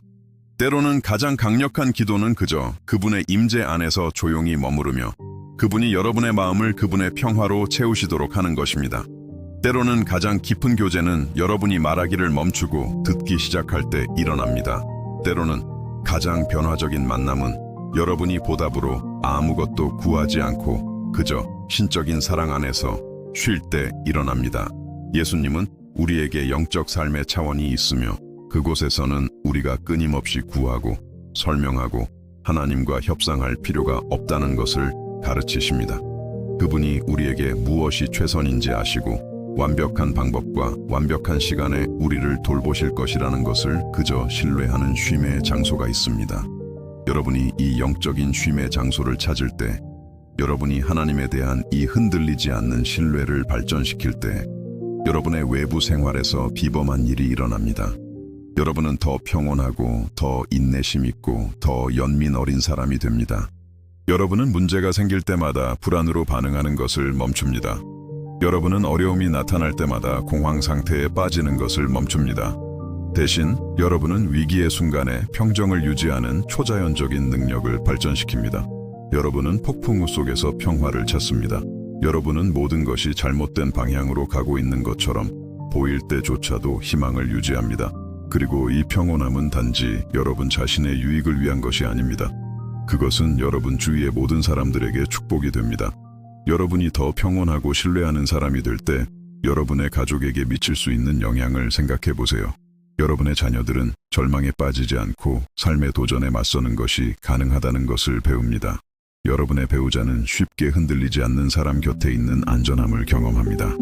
여러분의 친구들은 그들의 혼란의 순간에 여러분 안에서 안전한 피난처를 찾습니다. 그리고 여러분의 직장 환경에서 여러분은 안정시키는 존재가 됩니다. 동료들이 스트레스를 받을 때 여러분은 평정을 유지합니다. 프로젝트가 계획대로 진행되지 않을 때 여러분은 관점을 유지합니다. 갈등이 발생할 때 여러분은 지혜와 균형의 목소리가 됩니다. 이것은 모두를 위한 환경을 개선할 뿐만 아니라 여러분을 자연스러운 리더십의 위치에 놓습니다. 예수님의 승리하는 침묵은 또한 우리에게 영적인 반응성과 주도성의 차이에 대해 가르칩니다. 대부분의 사람들은 환경에 반응하고 다른 사람들의 말에 반응하며 발생하는 문제에 반응하며 삽니다. 하지만 예수님은 우리에게 다른 길을 보여주십니다. 그분은 우리 주변에서 무슨 일이 일어나고 있는지와 상관없이 우리의 가치와 믿음으로부터 주도적으로 사는 법을 가르치십니다. 이것은 여러분이 상황이 일어나기 전에도 어떻게 반응할지 선택할 수 있다는 것을 의미합니다. 여러분은 공격받을 때 사랑으로 반응하기로 미리 결정할 수 있습니다. 여러분은 시험받을 때 인내로 응답하기로 미리 정할 수 있습니다. 여러분은 환경이 절망을 시사할 때 믿음을 유지하기로 미리 정할 수 있습니다. 이 주도적인 접근 방식은 여러분을 환경의 희생자에서 여러분 자신의 영적 반응의 건축가로 변화시킵니다. 여러분은 다른 사람들의 행동에 의해 통제되는 것을 멈추고 하나님의 원리에 의해 인도되기 시작합니다. 여러분은 여러분의 감정의 노예가 되는 것을 멈추고 여러분의 반응의 주인이 됩니다. 그리고 여기에 강력한 것이 있습니다. 여러분이 이런 방식으로 살 때 여러분의 반응이 환경과 상관없이 여러분의 영적 가치와 일치할 때 여러분은 진실한 사람이 됩니다. 여러분 주위의 사람들은 여러분이 상황에 따라 행동이 변하지 않을 것이라는 것을 알기 때문에 여러분을 신뢰하기 시작합니다. 그들은 어떤 상황에서든 여러분이 동일한 진실하고 신뢰할 수 있는 사람일 것이라고 믿을 수 있다는 것을 압니다. 이 진실성은 더 견고한 관계를 구축할 뿐만 아니라 여러분 자신 안에 더 강한 성품을 구축합니다.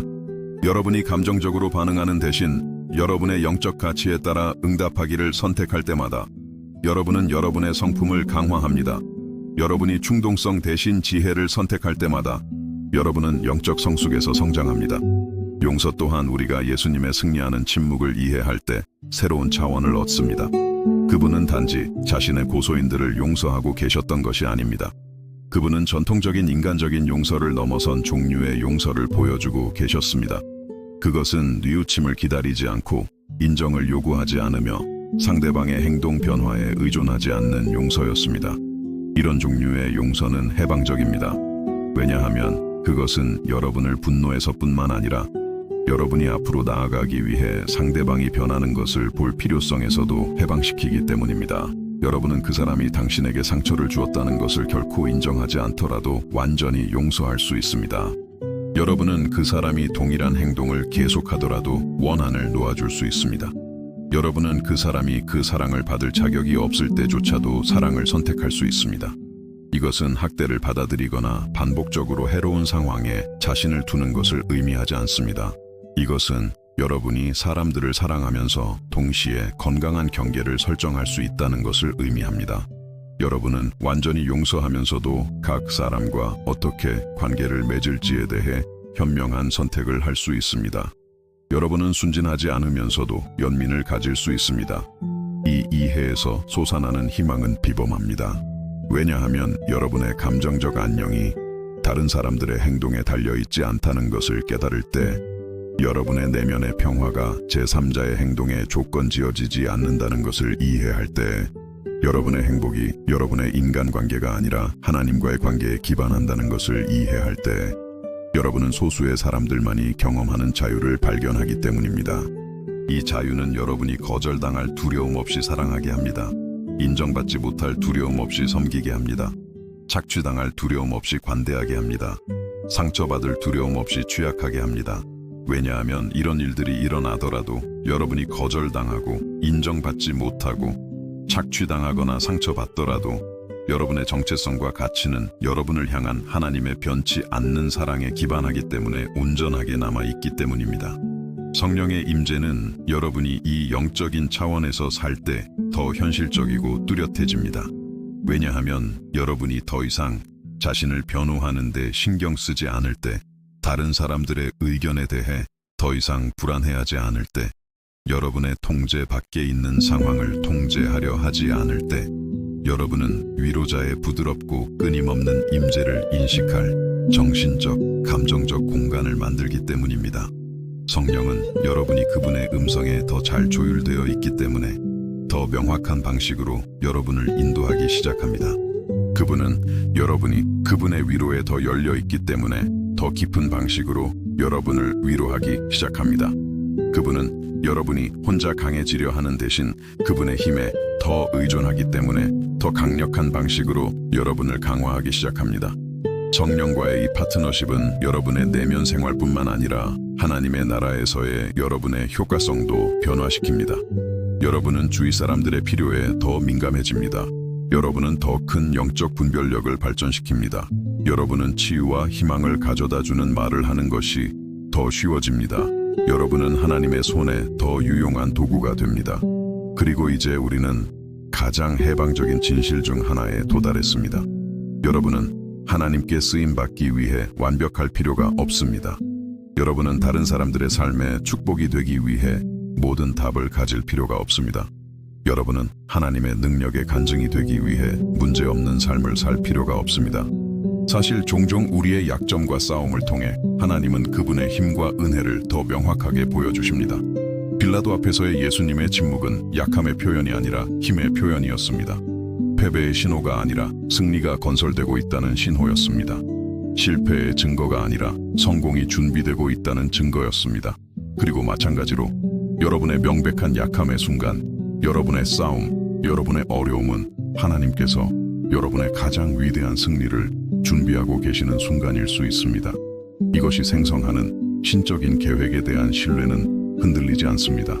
왜냐하면 여러분은 하나님께서 상황이 좋을 때뿐만 아니라 특히 상황이 나빠 보일 때 일하고 계시다는 것을 이해하기 시작하기 때문입니다. 여러분은 그분이 위기 속에서 부재하시는 것이 아니라 매우 현존하시며 가장 어려운 상황조차도 여러분의 성장과 그분의 영광을 위해 사용하고 계시다는 것을 깨닫습니다. 이 신뢰는 여러분에게 삶이 가져올 수 있는 어떤 도전에도 맞설 용기를 줍니다. 여러분이 본성적으로 용감하기 때문이 아니라 여러분이 도전에 혼자 맞서고 있지 않다는 것을 알기 때문입니다. 여러분은 예수님의 십자가를 패배의 상징에서 승리의 상징으로, 끝의 신호에서 새로운 시작의 신호로 바꾸신 하나님의 끊임없는 동행을 가지고 있습니다.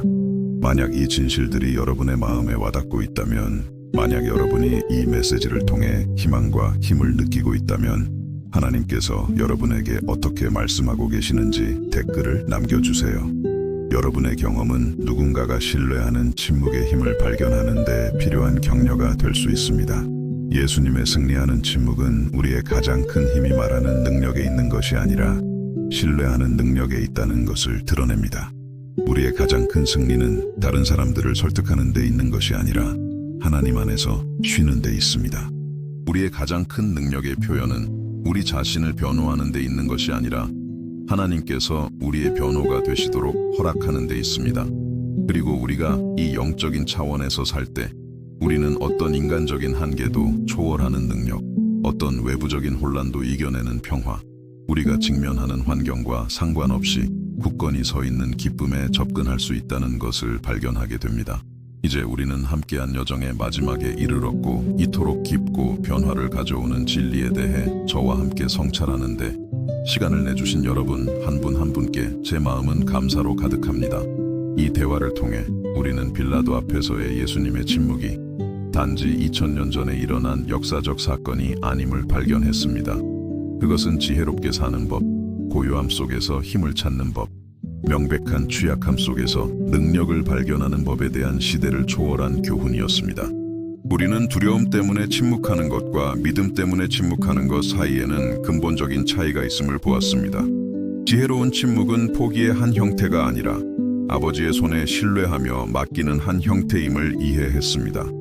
우리의 정체성이 하나님 안에서 안전할 때 우리는 다른 사람들에게 끊임없이 자신을 변호하거나 정당화할 필요가 없다는 것을 발견했습니다. 왜냐하면 우리의 진실은 우리를 완전히 아시는 분의 마음속에 보관되어 있기 때문입니다. 예수님의 이러한 자세를 성찰하면서 그것이 우리의 가장 친밀한 관계를 어떻게 혁신할 수 있는지 깨달았습니다. 만약 우리가 사랑이 담긴 침묵의 지혜를 적용한다면 얼마나 많은 가족 간의 다툼을 피할 수 있을까요? 만약 부부가 항상 마지막 말을 할 필요가 없다는 것을 배운다면 얼마나 많은 결혼 생활이 더 조화로워질까요? 만약 우리가 갈등의 순간에 이성 대신 평화를 선택한다면 얼마나 많은 우정이 보존될까요? 이러한 삶의 방식이 우리를 인간의 승인이라는 감옥에서 어떻게 해방시키는지 탐구했습니다. 우리 자신에 대해 좋게 느끼기 위해 더 이상 다른 사람들의 끊임없는 인정을 필요로 하지 않을 때 우리 삶에서 엄청난 에너지가 해방됩니다. 우리가 다른 사람들의 의견을 통제하려 애쓰는 데 썼던 에너지는 이제 영적 성장, 왕국을 위한 봉사, 더 진실하고 건강한 관계에 투자될 수 있습니다. 우리는 예수님의 침묵이 실제로는 웅변적인 소통의 한 형태였음을 발견했습니다. 그것은 말 없는 설교였고 본보기를 통한 설법이었으며 인간의 능력을 뛰어넘는 우월한 능력이 있고 세상의 지혜를 초월하는 지혜가 있으며 지배나 강요가 아닌 희생적인 사랑과 하나님에 대한 절대적인 신뢰에 기반한 승리의 방식이 있음을 실질적으로 보여주는 것이었습니다. 우리는 이러한 자세가 우리를 수동적이거나 무관심하게 만들지 않는다는 것을 이해했습니다. 오히려 그것은 우리를 다른 사람들의 필요에 더 민감하게 만들고 인간의 약점에 더 연민을 느끼게 하며 우리 주변 사람들의 성장 과정에 더 인내심을 갖게 합니다. 우리가 더 이상 항상 방어적이지 않을 때, 모든 말을 개인적인 공격으로 해석하지 않을 때, 우리는 사람들이 종종 그들 자신의 고통과 불안감 뒤에서 우리에게 전달하려는 것을 진정으로 들을 수 있습니다. 우리는 예수님의 용서하는 침묵을 이해할 때 용서가 새로운 차원을 얻는 것을 보았습니다. 그것은 단지 상대방이 사과한 후에 원한을 놓아주는 것이 아닙니다. 그것은 우리가 보답으로 사랑받지 못할 때조차도 사랑하기를 선택하는 것이고, 용서가 요청되지 않을 때조차도 용서하기로 결정하는 것이며, 연민이 보답되지 않을 때조차도 연민을 선택하는 것입니다. 이런 종류의 용서는 우리를 분노에서뿐만 아니라 평화롭게 앞으로 나아가기 위해 상대방의 변화를 볼 필요성에서도 해방시킵니다. 이 이해 속에서 우리가 발견한 희망은 비범합니다. 왜냐하면 우리의 행복과 평화가 외부 환경이나 우리 주변 사람들의 행동에 달려있지 않다는 것을 깨닫기 때문입니다. 그것들은 마르지 않는 원천, 즉 우리를 향한 하나님의 무조건적인 사랑에 근거합니다. 모든 것이 무너져 내리는 것처럼 보일 때조차도, 우리가 오해받거나 거절당할 때조차도 그 원천은 온전하게 남아있으며 항상 우리를 양육하고 강화할 수 있습니다. 우리는 그분의 임재 안에서 침묵의 순간들을 소중히 여기는 법을 배울 때 창조주와의 친밀함이 어떻게 깊어지는지에 대해 성찰했습니다. 그것은 단지 하나님께 말하는 것이 아니라 하나님을 듣는 것입니다. 우리의 간구를 제시하는 것뿐만 아니라 그분의 인도를 받는 것입니다. 우리의 문제를 설명하는 것뿐만 아니라 그분의 지혜와 사랑 안에서 쉬는 것입니다. 이 신성한 고요함의 순간들은 현대 생활의 분주함 속에서 회복의 오아시스가 됩니다. 우리는 말을 넘어선 기도의 방식이 있음을 발견했습니다. 그것은 하나님의 마음과 직접 연결되는 마음의 기도입니다. 정교한 설명 없이 신적인 임재 안에서 평화를 찾는 영혼의 교제입니다. 자신의 창조주에게 완전히 알려지고 사랑받는다고 느끼는 영의 친밀한 만남입니다. 이러한 기도 생활의 차원은 우리의 특정한 헌신의 순간뿐만 아니라 삶에 대한 우리의 전반적인 자세를 변화시킵니다. 우리는 성령의 임재가 우리가 그분을 들을 정신적, 감정적 공간을 만들 때 더 뚜렷해진다는 것을 이해했습니다. 우리가 더 이상 끊임없이 자신을 변호하는데 신경 쓰지 않을 때, 모든 다른 의견에 대해 더 이상 불안해하지 않을 때, 우리의 손이 닿지 않는 상황을 통제하려 하지 않을 때, 우리는 우리를 인도하고 강화하며 지도하는 위로자의 부드럽고 끊임없는 음성을 인식할 수 있습니다. 우리는 이러한 내면의 변화가 우리 외부 생활에서 실질적이고 구체적인 변화로 어떻게 반영되는지 보았습니다. 우리는 위기의 순간에 더 평온한 사람이 되고, 다른 사람들의 실패에 더 연민을 느끼며, 느린 과정에 더 인내심을 갖고, 그 계획이 우리의 즉각적인 기대와 일치하지 않을 때조차도 하나님의 계획을 더 신뢰하게 됩니다. 이 이해를 통해 우리가 발전시키는 신적인 계획에 대한 신뢰는 흔들리지 않습니다. 우리가 하나님의 모든 방법을 이해하기 때문이 아니라 우리가 하나님의 성품을 알기 때문입니다. 우리가 우리 삶의 모든 환경을 설명할 수 있기 때문이 아니라 우리가 하나님은 선하시고 우리를 무조건적으로 사랑하신다는 것을 알기 때문입니다. 우리가 미래를 통제할 수 있기 때문이 아니라 우리가 그 통제권을 누가 가지고 있는지 알고 그분을 완전히 신뢰하기 때문입니다. 우리는 이러한 관점이 우리의 가족 관계에 대한 접근 방식을 어떻게 변화시키는지에 대해 성찰했습니다. 우리의 가치가 사랑하는 사람들의 끊임없는 승인에 달려 있지 않다는 것을 이해할 때 우리는 그들을 더 자유롭고 진실하게 사랑할 수 있습니다. 우리는 거절당할 두려움 없이 필요할 때 그들을 바로잡을 수 있습니다. 우리는 그들이 자신의 실수를 인정하지 않을 때조차도 그들을 완전히 용서할 수 있습니다. 우리는 상호성이나 인정을 기대하지 않고 그들을 섬길 수 있습니다. 직업 환경에서 우리는 이 지혜가 우리를 어떻게 더 효과적이고 존경받는 사람으로 만드는지 발견했습니다. 우리가 매 순간 우리의 가치를 증명할 필요가 없을 때, 모든 피드백을 개인적인 공격으로 해석하지 않을 때, 압박의 순간에 평온함을 유지할 수 있을 때 우리는 더 유쾌한 동료이자 신뢰와 존경을 불러일으키는 자연스러운 리더가 됩니다. 우리는 이 이해가 우리에게 삶에 피할 수 없는 고통을 더 건강하고 구속적인 방식으로 처리하는 데 어떻게 도움이 되는지 탐구했습니다. 우리가 겪은 불의에 대해 쓰라리게 되는 대신 우리는 이러한 경험이 우리를 다른 사람들의 고통에 더 연민을 느끼게 하도록 허락할 수 있습니다. 우리가 경험한 오해에 대해 분노를 품는 대신 우리는 이러한 경험을 사용하여 다른 사람들의 싸움에 더 민감해질 수 있습니다. 이 지혜를 통해 우리가 발견하는 내면의 자유는 비범합니다. 그것은 다른 사람들의 기대나 비판과 상관없이 하나님 안에서 진정으로 우리가 누구인지를 자유롭게 사는 것입니다. 그것은 거절의 두려움 없이 사랑하고 인정의 필요 없이 섬기며 상호성의 요구 없이 용서하는 자유입니다. 그것은 사회적 압력이나 우리 자신의 불안감에 의해 통제되는 대신 하나님의 나라의 가치에 의해 움직여 사는 자유입니다. 우리는 이 변화가 하룻밤 사이에 일어나지 않는다는 것을 이해했습니다.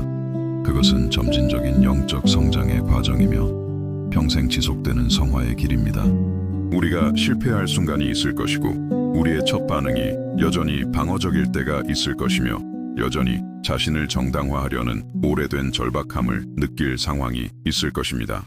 하지만 우리가 충동적인 반응 대신 지혜로운 침묵을 선택할 때마다 인간적인 불안 대신 하나님에 대한 신뢰를 선택할 때마다 우리는 이 영적 성숙에서 성장하게 될 것입니다. 우리는 예수님의 본보기가 우리에게 구속적인 고통의 방식이 있음을 가르쳐주는 것을 보았습니다.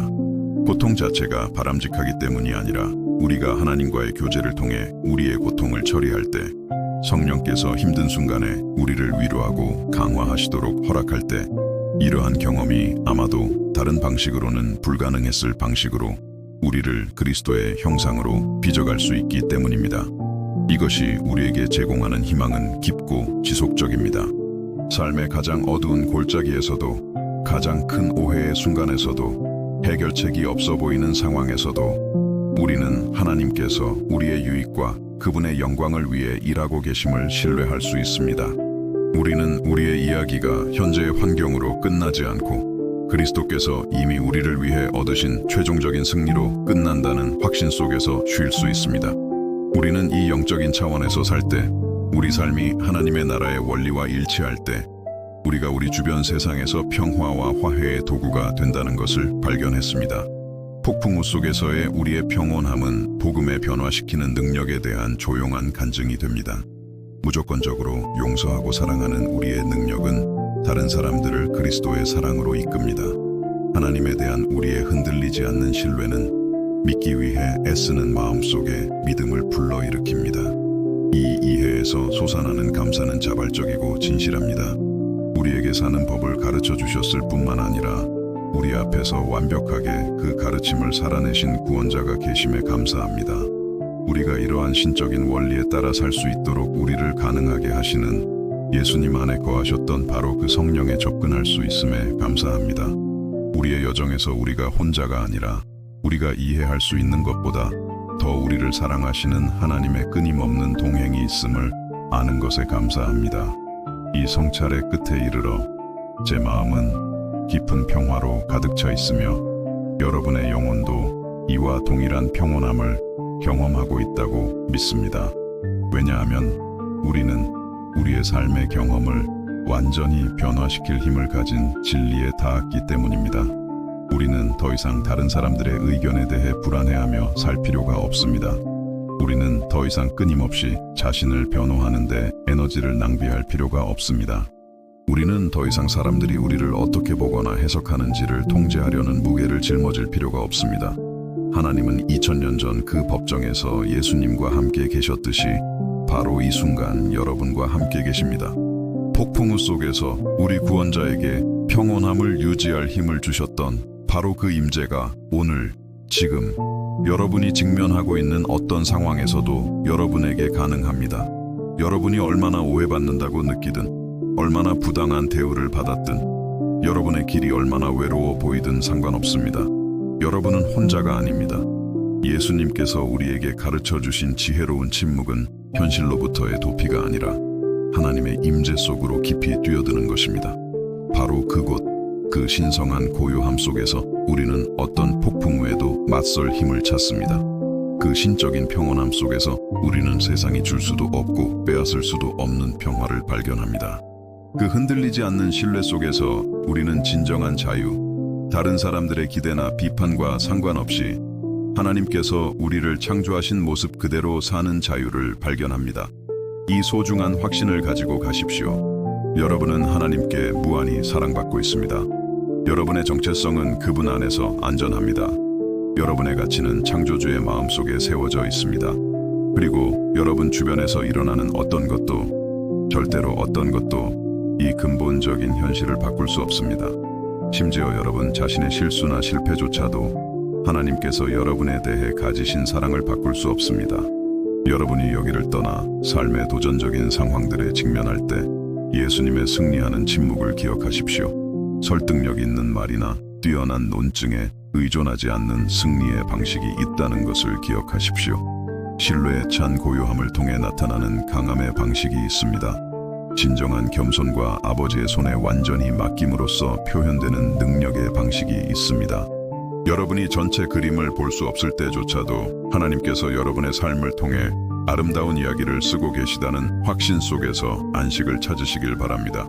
그분께서 여러분의 가장 고통스러운 경험조차도 그분의 은혜의 강력한 간증으로 변화시키고 계심을 아는 평화를 가지시길 바랍니다. 우리의 하나님은 명백한 끝을 영광스러운 새로운 시작으로 바꾸시는 전문가이시기 때문에 최고는 아직 오지 않았다는 희망 속에서 사시길 바랍니다. 성령의 임재가 여러분과 함께 갑니다. 아버지의 사랑이 여러분을 붙드십니다. 예수님의 은혜가 여러분을 덮습니다. 그리고 모든 지각에 뛰어난 평화가 오늘 그리고 영원히 여러분의 마음과 생각을 지킵니다. 사랑받는 하나님의 자녀여, 평안히 가십시오. 여러분 안에 신뢰하는 침묵의 지혜와 신적인 사랑에 완전히 순복된 삶의 능력을 품고 있음을 아십시오.